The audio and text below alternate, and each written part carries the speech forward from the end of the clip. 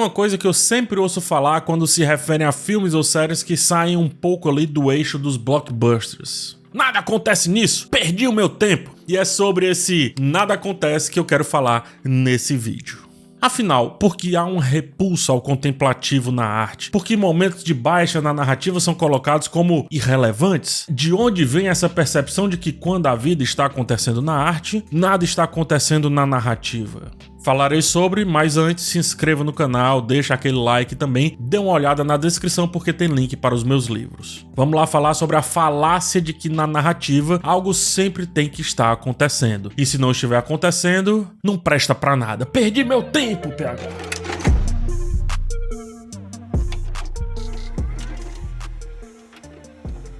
Conta-se que em uma aula, o professor de roteiro Robert McKee, muito conhecido pelo livro Story, escutou um aluno falar que não tinha ideias para contar histórias porque só tinha coisas relacionadas à vida em sua cabeça. McKee respondeu que é justamente na vida onde acontece tudo para se contar qualquer história. Seja uma história a respeito de um jovem que vira Jedi, mas que representa jovens que querem sair da origem de onde se encontram, seja alguém que acha que tem um roteirista escrevendo tudo o que fazemos, tem um roteirista dentro da sua cabeça, como no excelente Mais Estranho que a Ficção.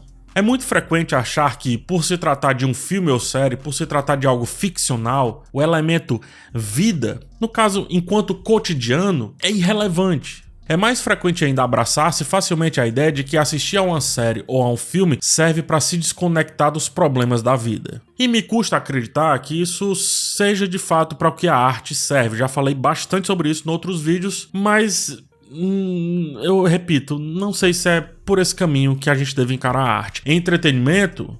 Talvez. A arte, dificilmente. Portanto, eu abraço a ideia do Robert McKee de que na vida acontece tudo o que precisamos para qualquer história ser contada e, mais ainda, para qualquer reflexão ser iniciada. Mas é preciso entrar em um estado específico para isso acontecer. Fora desse estado, a mente, o corpo, o cérebro e os sentimentos eles não conseguem se conectar com o sensorial que um filme pede. Um filme, uma série, uma música, quer que seja. Por isso, para mim, o nada acontece enquanto contemplativo importa, e importa demais.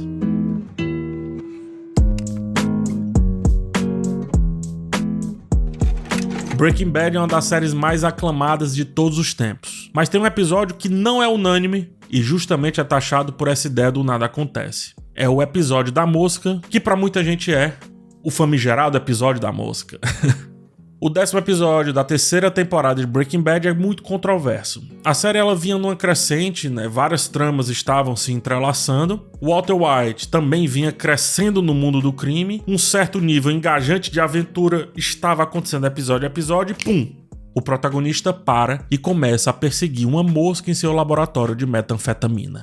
Walter White está obcecado por essa mosca, e durante a maior parte do episódio vemos esse homem super inteligente e muito astuto tentando matar esse inseto. O mais curioso é que às vezes só ele consegue ver o bicho de tão pequeno, de tão irrelevante que é, como se fosse uma percepção só dele e, portanto, longe da nossa. O episódio é lento, cadenciado, silencioso. A ação que vinha sendo estabelecida como convenção nessa temporada não acontece nesse episódio. A trama geral não se desenvolve como vinha também acontecendo. É um episódio atípico em comparação ao resto da série. Mas por que ele é tão interessante mesmo dentro da ideia do suposto nada acontece? Vamos decodificar aqui e vamos entender. A mosca representa os medos internos que o Walter White vinha passando, fruto de uma culpa que começava a reaparecer depois de tanto alvoroço para se estabelecer como produtor e traficante de metanfetamina. É nesse momento da série que as coisas parecem começar a dar muito certo, mas que o leva também a começar a se questionar, porque o Walter está escavando e descobrindo essa vida cada vez mais, e isso, mesmo sutilmente, o assusta, o causa medo. Portanto, somente o controle absoluto fará com que o Walter prospere nesse meio, como demonstra muito bem o arquétipo do Gus, que aparece também como uma figura de admiração para os anseios atuais de Walter White, atuais dentro daquele contexto. Caçar a mosca, portanto, é esse símbolo de desejo por controle total e pela ilusão de que ele pode manter as suas ações, os seus medos e os seus desejos totalmente sob controle. Que ele pode controlar, inclusive, o que a gente não tá vendo muito bem, ou o que a gente acha irrelevante. A teimosia de perseguir a mosca mostra o contrário, ou seja, mostra que esse controle é muito difícil de ser atingido. Pode até ser atingido, mas é preciso lutar.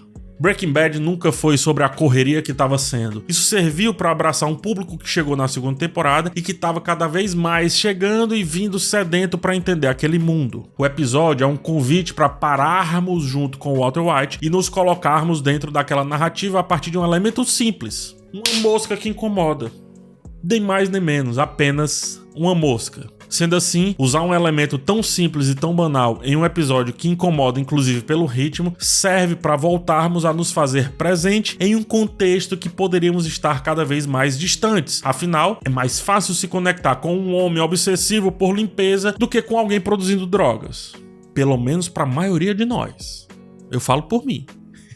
O episódio é dirigido por Rian Johnson, que lá em Star Wars Episódio 8 deu uma aula ao mostrar através do embate entre Kylo Ren e Luke que não é preciso tanta gritaria e tanto alvoroço para resolver uma questão muito complicada. Luke parou, meditou e se projetou para outro lugar, fazendo o jovem perder as estribeiras ao lutar apenas contra uma imagem. A resolução do filme, portanto, veio de um momento de contemplação, de paz, de meditação, um momento de parar. Um momento de conexão de um guerreiro consigo mesmo que há muito havia deixado de ser tão guerreiro assim. Episódios como A Mosca de Breaking Bad e resoluções pouco convencionais como o do episódio 8 de Star Wars geram incômodo profundo em parte da audiência. É só ver aí o que muita gente fala sobre o episódio de Breaking Bad e o que muita gente fala sobre principalmente esse momento do episódio ali, o episódio 8 de Star Wars. E eu tenho um palpite do porquê isso acontece.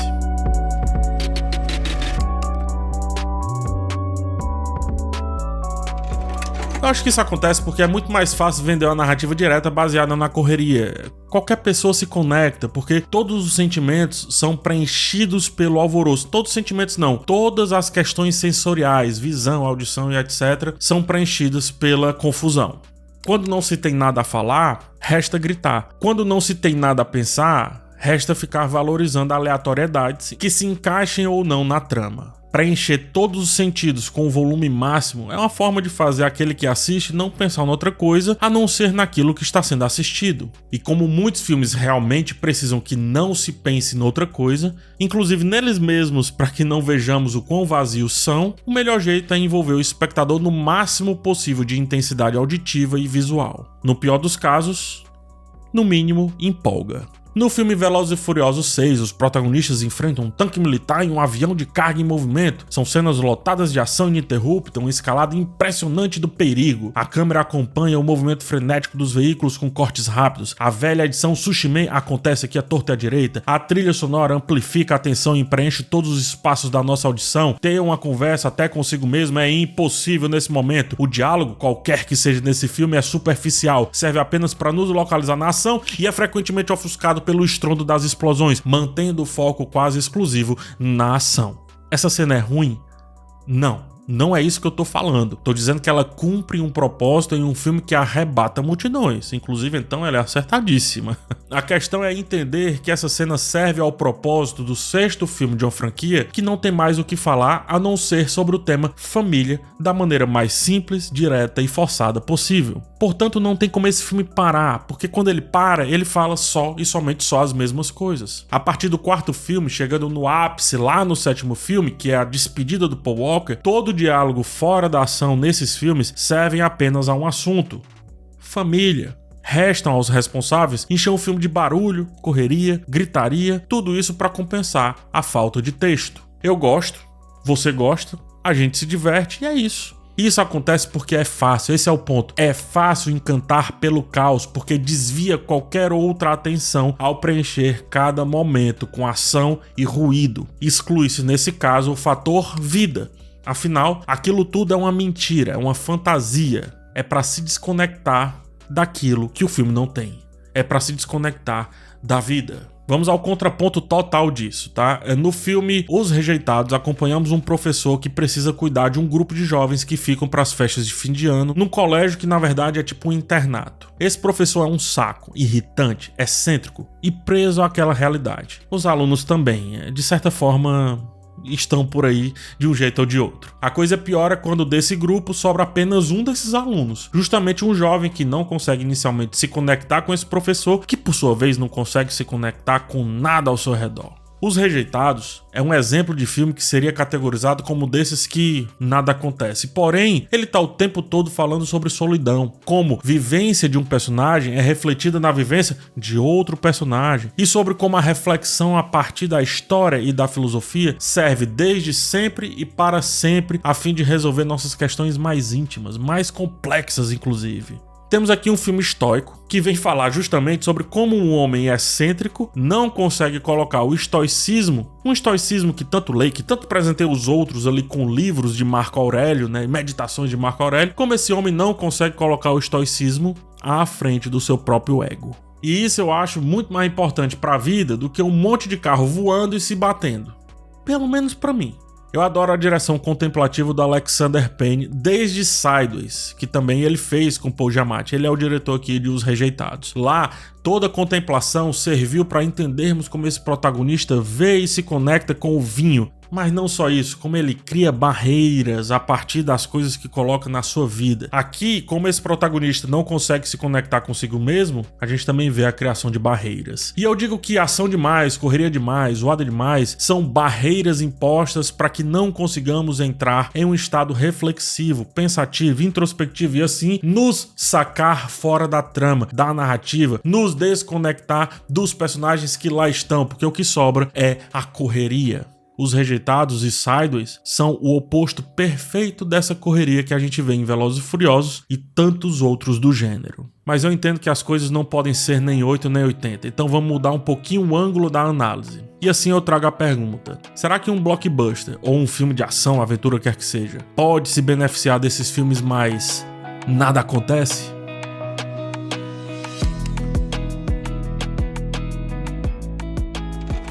Um parque com dinossauros está sendo construído e um dos cientistas resolve roubar uma amostra de DNA. Ele é perseguido, não consegue escapar e inicia a partir dali um caos. A cena inicial de Jurassic Park nos convida a um mundo de ação e perigo. Ora, a tentativa de fuga e o tom de suspense criado em torno da ilha e do roubo é feito para nos fazer entender que aquele mundo é perigoso. Uma coisinha errada e tudo pode degringolar. Um caminho errado, uma placa errada e tudo vai a perder. Depois somos levados a entender o cenário todo, entender a ordem de grandeza das coisas, bichos gigantes, humanos pequenos. Em meio a tudo isso, um dos personagens questiona tudo aquilo dali, nos leva a pensar em como tudo aquilo pode ser perigoso apesar de curioso. A ação em Jurassic Park demora a acontecer, esse é o ponto que eu quero trazer aqui. E demora porque precisamos nos conectar com o filme, com as ideias dos personagens, com os medos, com o contexto geral daquilo tudo. Steven Spielberg está construindo um mundo, não um caos necessariamente. O caos está contido nesse mundo, nessa atmosfera que o Spielberg está propondo. Por isso, precisa de calma. Desde o começo, calma. Depois pode soltar a fera. Inclusive, sabemos que tem um T-Rex à solta. Antes do bichão aparecer, porém, a ameaça é mostrada a partir de um copo d'água que vibra com as suas pisadas. O silêncio é rasgado apenas pelo som abafado dessas pisadas. O bichão aparece primeiro no reflexo de um simples retrovisor. Só aí, só depois de termos entrado no tom da aventura, de entendermos por que um dos personagens fará de tudo para salvar aquelas crianças, porque também não tem muito para onde correr naquela ilha e sobretudo porque não deveríamos estar ali, é que a ação começa de fato. A contemplação de boa parte de Jurassic Park serviu para que quando a correria aparecesse, ela não soasse sem propósito. Nunca soa. E para isso é preciso que a vida aconteça, e para muita gente a vida acontecer cai na falácia do nada acontece, ou esse filme tá parado demais. Em John Wick 4, algo parecido é realizado também, mas não no começo, diferente de Jurassic Park, é no final do filme. A franquia John Wick é sucesso de bilheteria e consegue, sobretudo a partir do terceiro filme, se conectar com vários públicos, e muito disso acontece quando a narrativa inclui uma cadência mais tranquila em meio a tantos embates. O quarto filme discute o tempo como um fator crucial para a trama geral da franquia. John precisa chegar ao topo de Montmartre, em Paris, onde está a Sacré-Cœur. Lá ele fará um duelo que decidirá o seu futuro. A subida é cansativa até para quem assiste. John também está cansado, mas terá aí a sua força de vontade de parar sendo levada à prova mais ainda. Ele precisa enfrentar diversos inimigos, e então é jogado escadas abaixo. Precisa subir de novo, depois cai novamente, e assim a subida se torna um literal martírio. Sentimos o tempo o tempo inteiro, porque o dia tá amanhecendo e Jon precisa estar numa hora específica pro duelo acontecer, pro duelo inclusive valer. A duras penas o objetivo é concluído.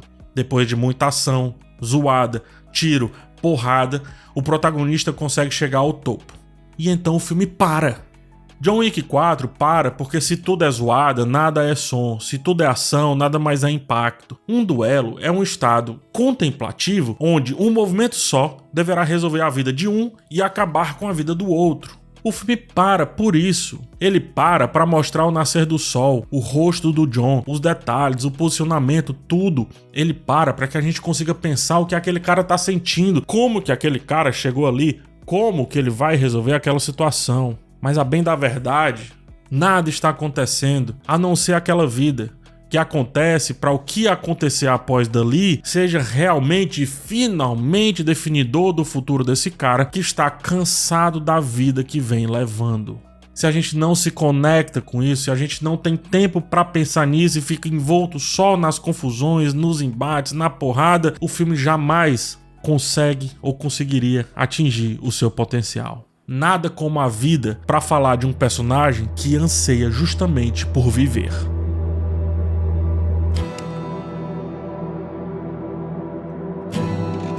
No filme Nomadland, desses que ganhou o Oscar e automaticamente vieram vários comentários dizendo que nele nada acontece, há uma cena tocante em que Fern, a protagonista, caminha sozinha por uma paisagem vasta e desolada do oeste americano. Ela está em uma área aberta e o céu imenso está acima da sua cabeça, bem como da terra árida e ampla que se estende ao seu redor. Fern move-se lentamente, não parece ter um destino claro, está absorvida por seus pensamentos. O que pensa essa mulher, a gente pensa. Pouco há som, nos permitindo inclusive entrar também naquele estado. Diálogo? Nenhum, não precisa. Apenas o vento e aquele silêncio ensurdecedor da natureza. A personagem na cena anterior passava por várias portas e decidiu depois dali sair por uma porta dos fundos, indo longe de nós que estávamos assistindo-a. Assim como em Jurassic Park John Wick, nessa cena que acontece nada, acontece tudo. Ela encapsula o tema central de Nomadland, a busca por sentido e pertencimento em um mundo que parece vasto demais e indiferente em exagero. O silêncio serve para pensarmos juntos sobre os rumos que tomamos, as portas que escolhemos e como lidamos com o nosso tempo e a nossa vastidão. Fern, ela, a protagonista, já é uma senhora, tá cansada de tanto correr atrás de emprego e também de vida. E nós? Só há um jeito de perguntar isso. Ou colocar um narrador fajuto dizendo o que se passa na cabeça dela, como tentou fazer uma versão bizarra, a primeira versão de Blade Runner, ou criar uma atmosfera propícia a apenas sentirmos. A cena nos chama, sem implorar, a uma contemplação introspectiva. E por isso, muita gente rechaça, muita gente se distancia, diz que nada aconteceu e ignora. E eu fico triste por quem não se conecta e afasta o nada acontece que está em tela. Não sabe essa pessoa a janela para a vida que ela tá perdendo. No cinema, nas séries, na arte, só acontece nada para quem não quer olhar para o abismo. E aí eu te pergunto, por que tanto medo de encarar e aceitar o nada? De onde vem esse medo de simplesmente sentir?